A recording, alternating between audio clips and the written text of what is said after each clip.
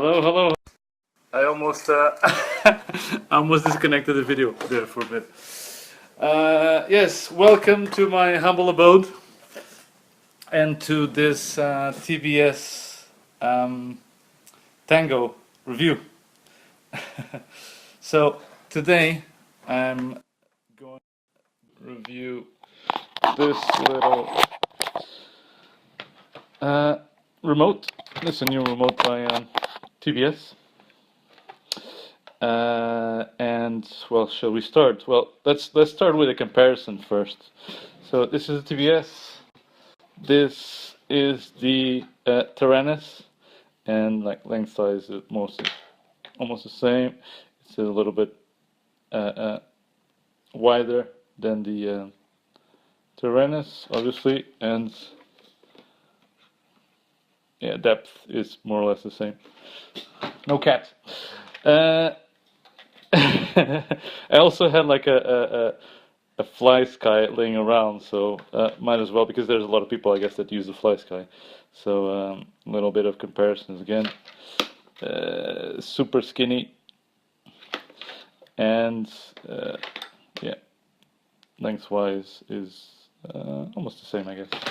And then with the 9XR Pro, again, same thing.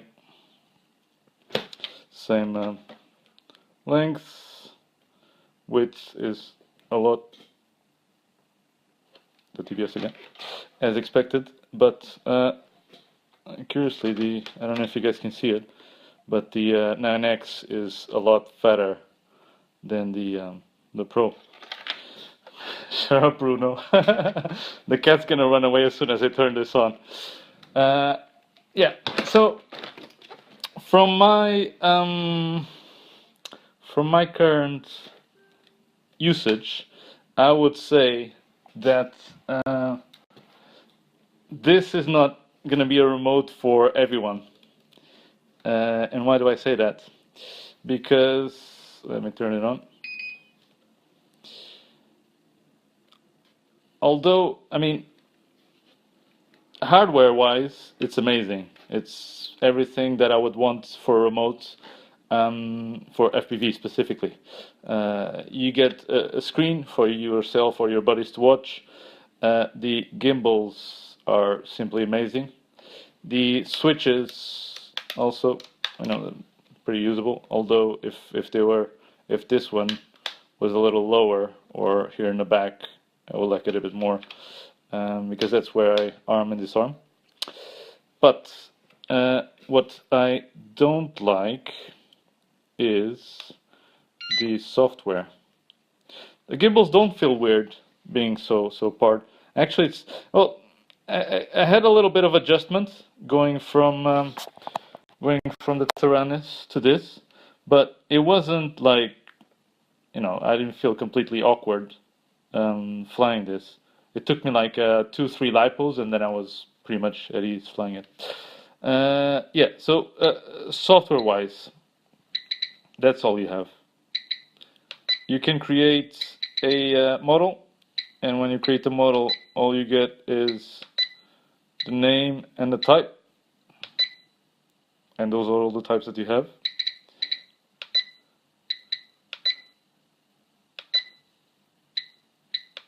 And that's pretty much it for all your drone related config. So there's no more, you can set you can set endpoints, you can set midpoints, you can't alter anything in any way. Everything that you want to alter will have to be done through clean flight if you're flying racing drones, which is what I fly mainly. Then under remote, we have the type of stick mode, the RF module that I'm using. So this, I found that it doesn't really make difference that if I'm using a FR Sky model, or if I'm on PPM, or even Spectrum DM9, it didn't make any difference moving from type of receiver to oh sorry, to RF module to another RF module. So, and then idle warning. So this is if it starts beeping if you leave it alone for 7 minutes, and then you can change that, and then the band that you want to start your radio when you turn it on.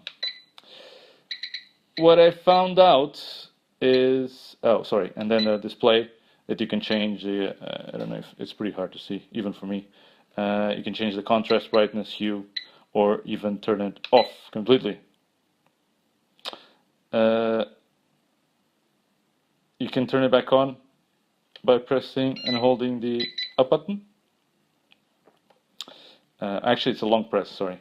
Yeah, so you can conserve a bit of battery by turning off the display, but it's still the RF module inside, so you can connect your goggles directly to this RJ45 port, and when you turn off the display, the RF module inside is still working.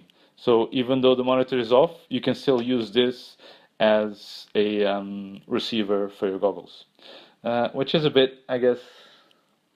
Well, I guess it makes a little bit of sense, but it's still going to be draining the battery a lot faster if the RF module inside is on. Now, what I wanted to show you guys is that this drone menu, which you can change from, so I have my main quad, my tiny whoop, my micro. This is pretty much pointless, because if I go to main and edit, that's all there is. It's type, clean flight, and yeah, that's pretty much it. And also the what I noticed is that, for example, if you select main, and then you say, oh, actually in main I want a different type of remote, and sorry, a different type of module, and you go to RF module and change it, you would think that this would be linked with the drone profile you're using, but unfortunately it's not. What I found is that it doesn't really matter if you're using JST or any of the others. I haven't tried Crossfire yet, but PPM 10 channel or 8 or Spectrum EM, I didn't notice any difference at all. So it's exactly the same for each. But it's a bit sad that it doesn't really save this the settings into the drone that you're selecting. What does get saved is, I think, so if you adjust the current trims, I think that gets saved in the module, but I'm not exactly 100% sure. Well, we can try it in a second. So that's a lot of the bad things. Oh, another one. Sorry. Battery wise. So if you have this and you connect your pretty little goggles into the RJ port, goggles are gonna power on, and they're gonna be on the same channel as the RF receiver is, as long as the this is off, basically. The thing is that I was flying with this on, what was it, Sunday, and in a time period of about 4 hours, maybe even a bit less, and I was turning the remote on and off. It was already showing there was a draining power to like one bar, which means yeah, soon I would be out of power. So luckily I managed to finish all my flying before all the juice ran out. But I guess that if you want to, this is pretty much like an iPhone, a big iPhone that you can use to fly. If you want to conserve power, you can disable the monitor. I guess that's going to take a lot of drainage. But still, if you really want to fly well, you should have one of these with you at all times, because luckily this remote gets charged with a micro USB. So yeah. Yeah, Leo, there's no mixing for wings. I was pretty disappointed. So I can't link into any of my wings as well. This is basically just a straight out FPV remote for. I would think that this was almost made thinking especially on the Vendetta, because if you connect the Vendetta to this, you can set the endpoints when you're configuring the Vendetta, so that takes the endpoint configuration out of the equation, and yeah, you get to choose the channels, you get to do everything with just this and the Vendetta. I kind of like the distance from the sticks, but I'm still getting used to it. And Archangel, sorry. Yes, there is KISS support, and there's some. So if you guys want to research like what if your quad is gonna fly with this, you can search it. You can just YouTube it. I think there's already videos on how to set the KISS. It's something that you set on the KISS, because all of these. The designation is AETR. So KISS, if you're selecting just the regular S bus, it's different than that. You have to select Futaba S bus, and then it works. Yeah. Also, you can't, to my knowledge, you can't change how these work. So in KISS, because it's all like high to arm, you're stuck with having to arm with wherever the this is. What you can do is it's pretty simple to take the cover off. There's just a couple of screws that you need to take off, and all of this part goes away, and you can just unscrew the switch and then turn it around and then screw it back, and that's it. So that was all the bad parts, so to say. Now the cool parts. I mean, for me, it's amazing to have a simple tool that I can just take. I mean, all my quads are configured exactly the same way. So even when I was using the Tyrannus, I had one profile, and I could just use that profile for all my quads based on the receiver that they had. So I don't really notice that much of a difference. Oh, and for sure this is gonna replace my Tyrannus. I don't notice that much of a difference. Also because this doesn't have any telemetry, but I have all my telemetry in my OST. So I don't really care that it doesn't have telemetry, and all the other bugs I can kind of bypass them. But I can see that for a lot of people, a lot of these things are going to be probably a deal breaker. So what I was saying, what I like about this is that I can pretty much just take this and the goggles. I pre-charge it in a USB with a USB cable, and I take this to the field, and that's it. So even if I run out of juice, I have like I don't know how this is, like 15,000 or something like that. Yeah, 7,000. So I have enough juice to fly for a couple of days in a row, constantly, without worrying that I'm suddenly gonna run out of juice, and that's gonna be it. Which you can with a LiPo. So well, I know that the Tyrannus, you can, with some batteries you can pretty much fly it for a month. But the problem is when you forget to charge it, and that's when you get an issue. Also, you can do that with this one as well, but at least it's a bit easier to find a mini micro USB rather than a LiPo charger. Yeah, so I just take this to the field, fly to my content, and the coolest thing that I like about this screen. So a lot of people think, oh, why the hell how you're gonna put an FPV screen. But if you have a buddy, and even at races, it's cool for people to be able to see exactly what you're looking at without needing to adjust their goggles or change frequencies, or maybe it's in a frequency that they don't even have on their goggles.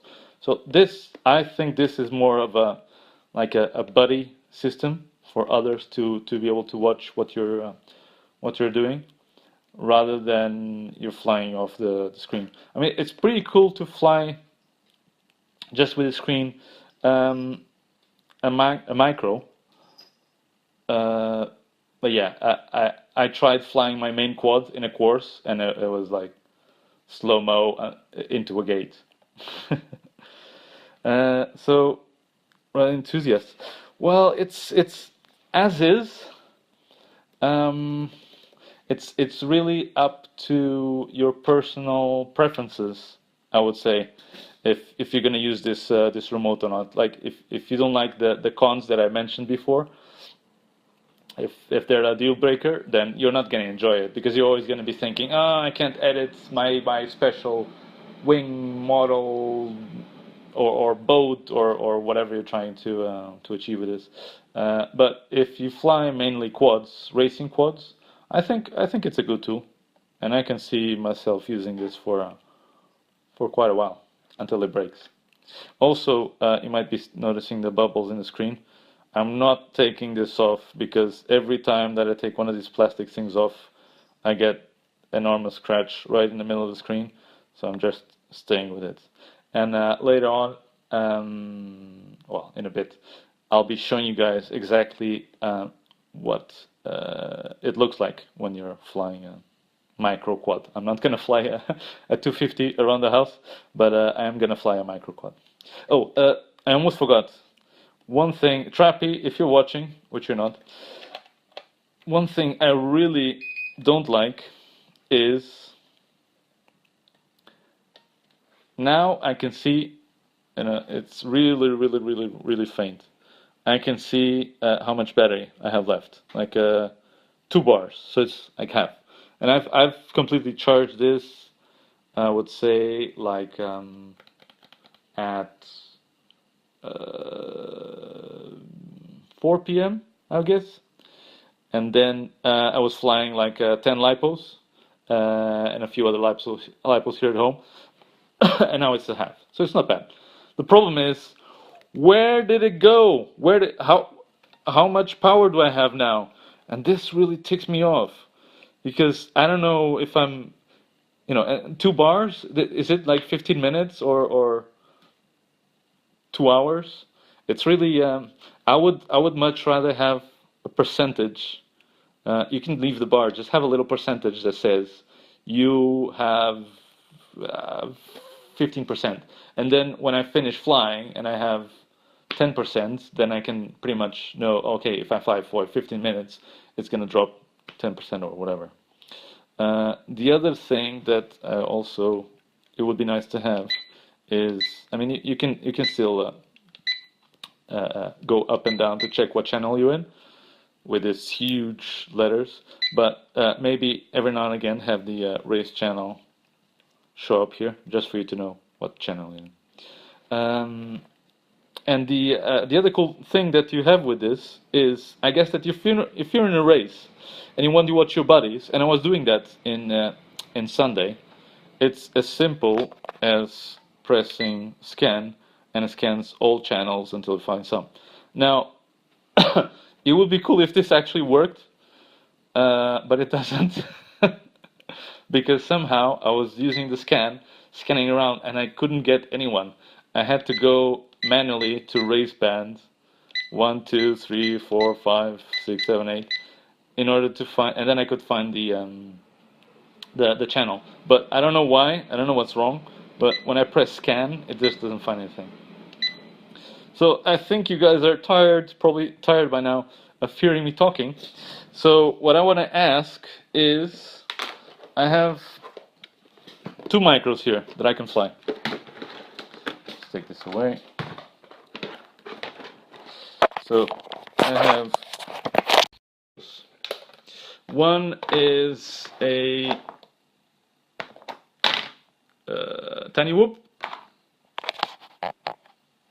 and the other one is a new micro that I received for review. You should be able to see this fairly soon on my YouTube channel, YouTube / Seeking the FPV. So I want you guys to tell me, which one do you want me to fly around the house so I can demonstrate how the remote works? Do you want the tiny whoop, or do you want the QX80? Both of them fly pretty much the same, so it's your choice.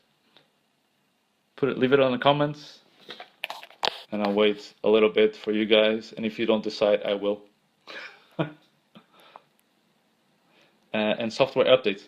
I hope that there's a software update, at least to put the ability of flying wings. QX80, one for the QX80. Yeah, at least the ability for wings, and hopefully something that allows you to manage. Sorry, I just got the pause from low connection. Something that allows you to manage a little bit better the the setup of your quad. That's the main points that this could be a really great remote from the start, and I think the only thing that's stopping it is the software. So we have 2 for the whoop, 1 for the QX. Any more for each or another one? Otherwise, I'll fly the current one that's most wanted, the whoop. No. 3, 2, 1, whoop. Okay, guys, let's do a little whooping. Another one for the whoop. You already said QX Archangel. Tough luck. The people have chosen. They have selected the whoop. Sorry, just went. Actually, let me just power up my iPhone because it's losing battery really quickly. Okie dokie. Tak Witorski. Ah, very good. Whatever that means. So let's power up the Tango. Oh, actually, let's not power up the Tango. Let's put in the module first. And luckily, it's really simple too. It's the same as the Tyrannus. So you can just put the module in the back. The FR Sky module, where is it? This one is really loose, so I had to put some bits around it so it gets stuck to the JR port. And even this one, I mean, it's not super strong in there, but it will do. So let's power it up, and then we have to select the drone we're using. And I always forget this, and it's terrible because if you forget this, it still flies. But if you have, for example, the tiny whoop is a different protocol. So it's instead of AETR, it's I think throttle comes first. So it's TAER, I think. So if you have the wrong chosen, and if you're about to fly and you're like, oh, why isn't it arming? And then you do something stupid like putting your aileron down, aileron down, and it thinks that it's the throttle, and then you let it go, and it goes like bye, and you're not gonna understand that, like what's going on. So always remember to change the model if you're using different channel types. Back, and let's connect our tiny whoop, which may or may not work. So a little what I normally do is I set the throttle up a little bit and then down, and it's working. Look at that. That's my if you guys have one of these modules, It's not the old one; it's the new one for the that's compatible with the Tiny Whoop. What I found that kind of makes it or not. Yeah, what I found that makes it work most of the times is to power up the whoop, put your throttle a bit up and then down, and it's not working. Why? Also, the channel is the wrong one. Put it to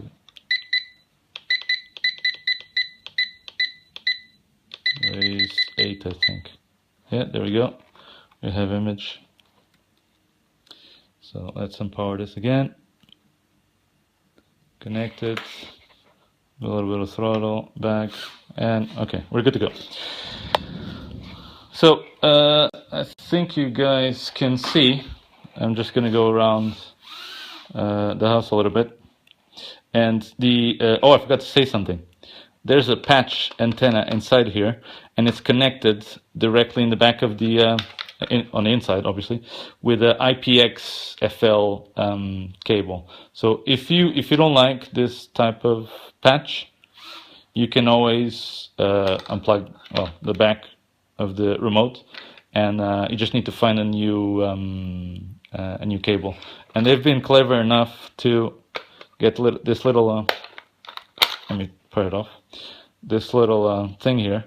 I guess this thing can come out, and you can just connect the end bit of your extension cable, and then just put like a different antenna on the outside. Otherwise, you can see here there's a patch connected inside. Right. Without further ado, let's Tiny Whoop a little bit.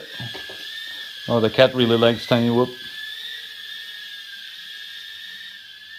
So as long as the right now the patch is pretty much aimed at the part of the house that I'm flying, and I don't know how well you can see the yeah, there we go, that's better. But yeah, I have really good signal, and I have a flashing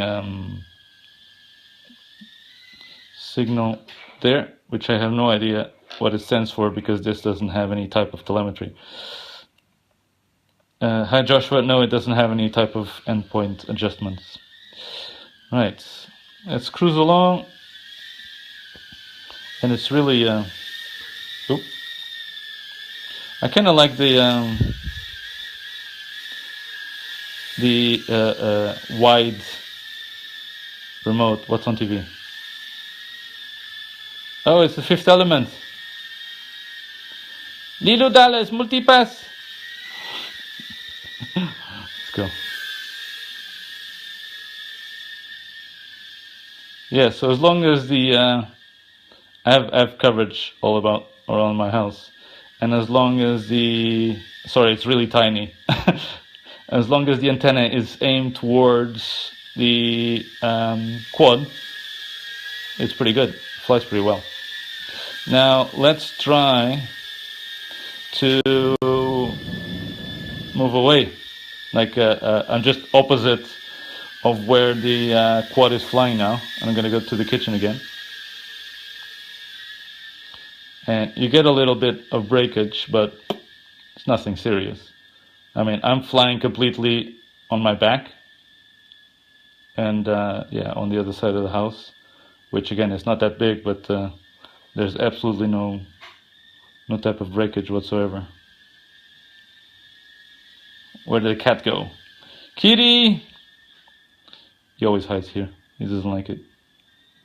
I hope you guys have enjoyed and learned a bit about the Tango.